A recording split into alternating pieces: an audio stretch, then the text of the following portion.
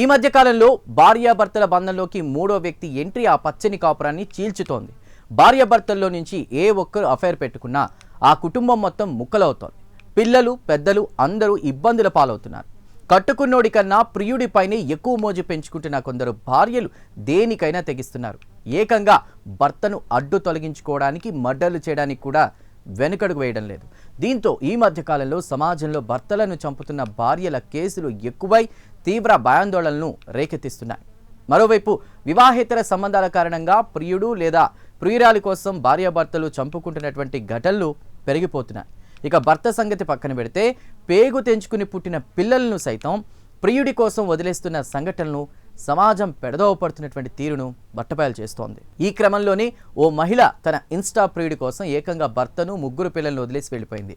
భర్త ఫిర్యాదుతో భార్యను పోలీసులు పట్టుకుని రాగా తనకు భర్త పిల్లలు వద్దని తన ప్రియుడితోనే ఉంటారని కోర్టులో చెప్పి తిరిగి తన ప్రియుడితో కలిసి వెళ్ళిపోయింది.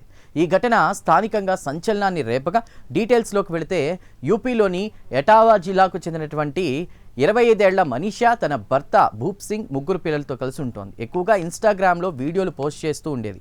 ఈ క్రమంలో ఆమెకు ముఖేష్ యాదవ్ అనే వ్యక్తితో పరిచయం ఏర్పడింది. వారిద్దరూ ఫోన్లో గంటలు గడిపేవాళ్ళు.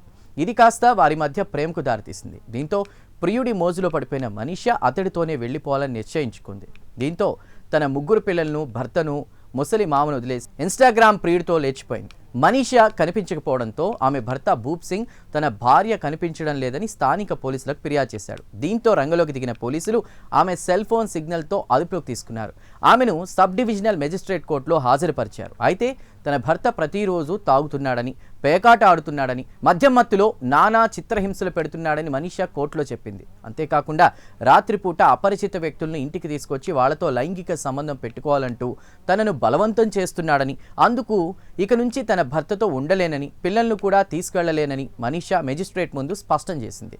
తను ఇక నుంచి తన లవర్ ముఖేష్ యాదవ్తోనే కలిసి ఉంటానని ఆమె తేల్చి చెప్పింది. ఇదిలా ఉంటే మనీషా ముగ్గురు పిల్లలు ఆమె మామ హన్స్రాజ్ కోర్టు బయట ఏడుస్తూ ఉండడం అందరినీ కలిచివేసింది.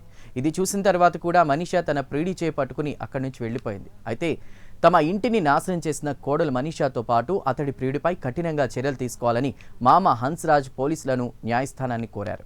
భర్త భూప్ సింగ్ మాత్రం తన భార్యను ముఖేష్ యాదవ్ ఎవరో బ్రెయిన్ వాష్ చేశారని, ఇప్పుడు తన పిల్లల పరిస్థితి ఏంటని కన్నీరు మున్నీరవుతున్నారు. అయితే ఈ మధ్య కాలంలో ఆడవాళ్లు ఇంతలా తెగించడం, వైల్డ్గా ఆలోచించడం సమాజాన్ని ఆశ్చర్యానికి గురిచేస్తోంది.